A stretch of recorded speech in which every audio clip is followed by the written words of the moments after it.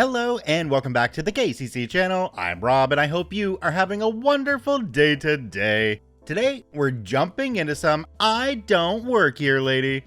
Before we start, if you're new here, make sure to hit that subscribe button. It's completely free and you can always change your mind later.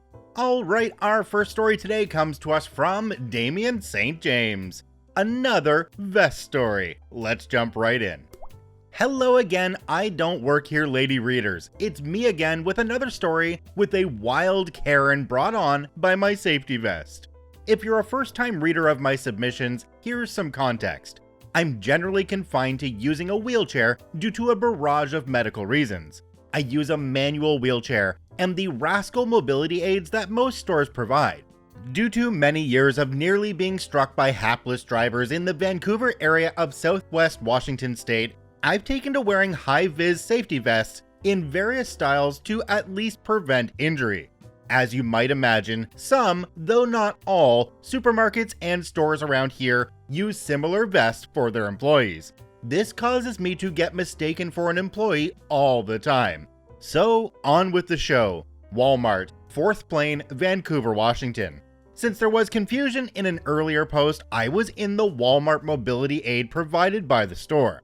Once more, I find myself at the Walmart on 4th Plain. This is the same location where previously a Karen had mistaken me for an employee while shopping in the men's apparel section.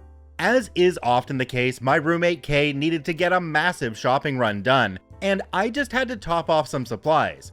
I took less than 10 minutes to get everything I needed, check out, and move the scooter over to the wall so I could face the checkout lanes. I was sitting between the customer service bay and the restrooms. I had a cart full of groceries in bags.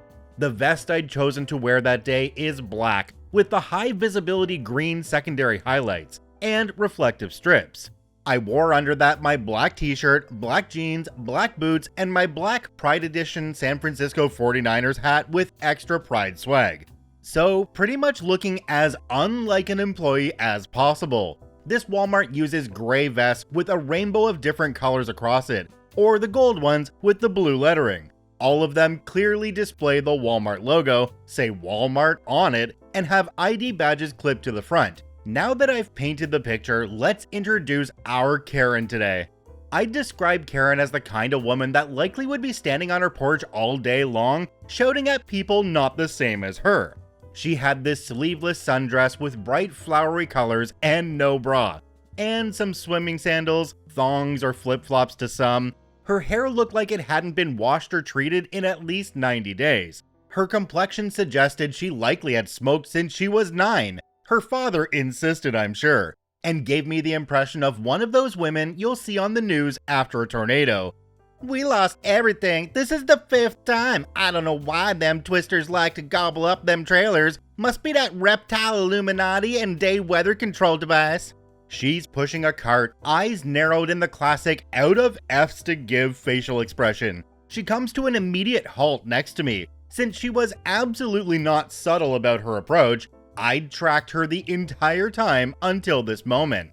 "Hey, why in the F is the effing customer service area closed?" Karen demands to know. Oh, for F's sake, I think to myself. I'm not sure, to be entirely honest, I say out loud. "Well, why don't you? If you got time to sit on your butt, you got time to work, so spill it," she barks. There is a mild irony in her words, as I was drinking ice water from the attached subway as she spoke. Well, because I don't work here. "Oh, really? You don't? What's with that vest then?" she inquires. "For safety, duh. I don't work here." "Then tell me why the customer service is closed." I wanted to beat my head against the wall.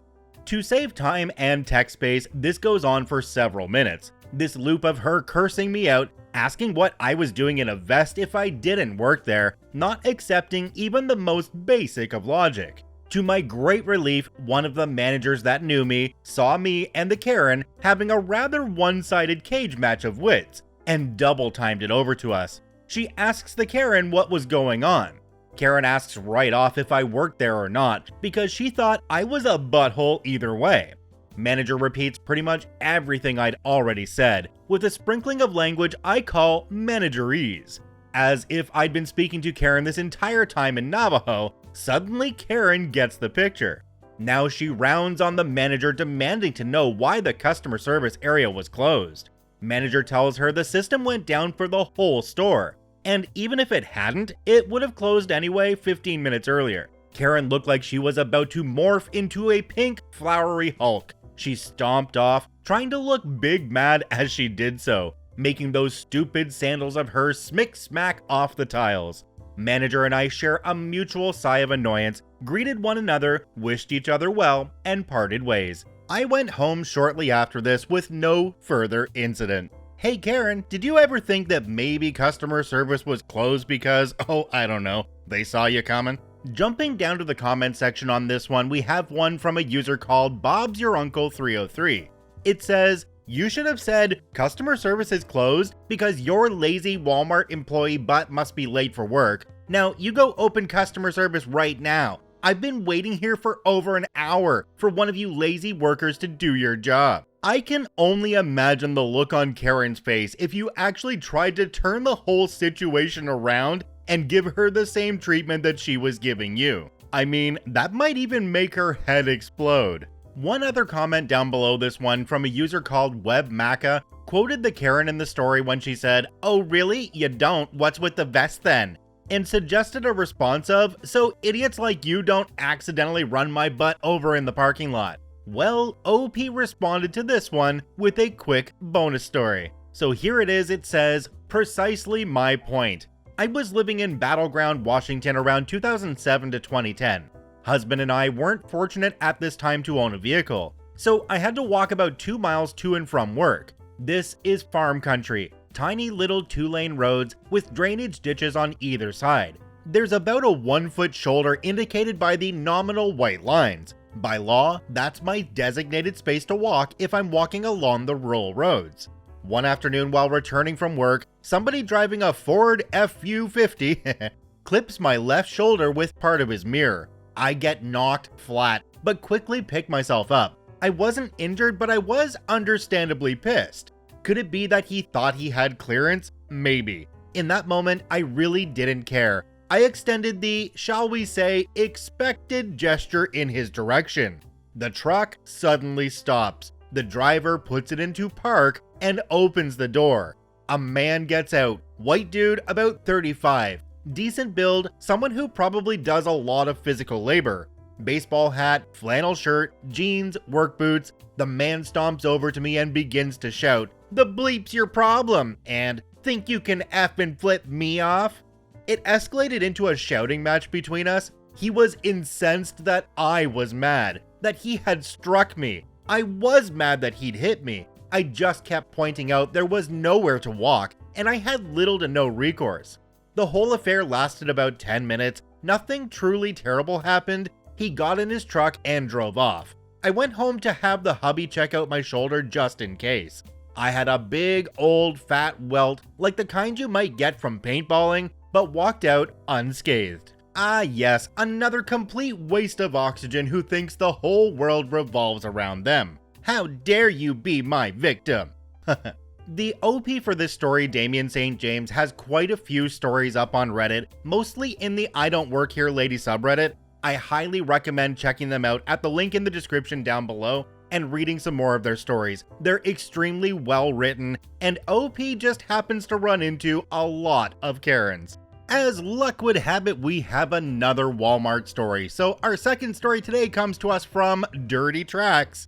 It's just called "I Don't Work Here, Lady." Let's jump right in. So after entertaining myself with several of your "I Don't Work Here, Lady" stories, I decided to send you my own. This happened a number of years ago in a Walmart in the city where I served as a paramedic. You might think that this story involves a Karen, as the majority of stories seem to do, but this one has a rare twist, and no Karen. One afternoon, on a day that I was not in uniform, I went into the local Walmart to do some shopping, just pick up a few things that I needed for the week. I was wearing jeans and a plain white t-shirt with some athletic shoes. Obviously not anything related to the store. Upon entering the store, I headed straight for the back of the store where the restrooms were located because I had some brief business to conduct there. As I entered the restroom, I headed for the urinals, intending to put one of them to good use, but noticed that one of them was overflowing onto the floor. I decided to skirt around that wet floor area and instead use one of the regular toilets. After finishing my previously mentioned business, I again skirted around the increasingly expanding wet floor area and made my way to the sink.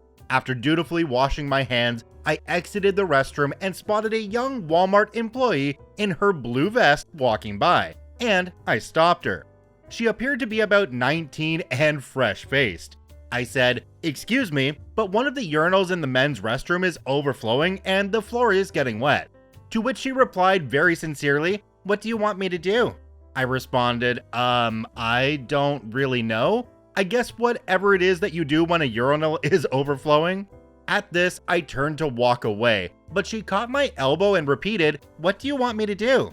Now, we both stood looking at each other with confused looks on our faces. Then I said, "I don't know what your procedure is for overflowing toilets, but I expect you might want to ask a manager if you don't know." Then she said, "But you are the manager." I assured her that I was not the manager and that I didn't work at Walmart, and I was only there to do a little shopping and had stopped to use the restroom before picking up a few things. It was clear that she didn't believe me because she said, "But I saw you in the meeting this morning." I said, "Well, that's not possible because I was not here this morning, and I haven't been to any meetings here because I don't work here." She insisted that she had seen me in the meetings that same day in the morning and that I had spoken to the employees. It began to dawn on me that she must be a new employee and that one of the managers apparently bore some resemblance to me. After a few more moments of me denying any association to Walmart, I turned and walked away, but I could see by her expression that she was not convinced. I continued on, bought my things, and left, thinking, why was she so convinced that I was a Walmart manager?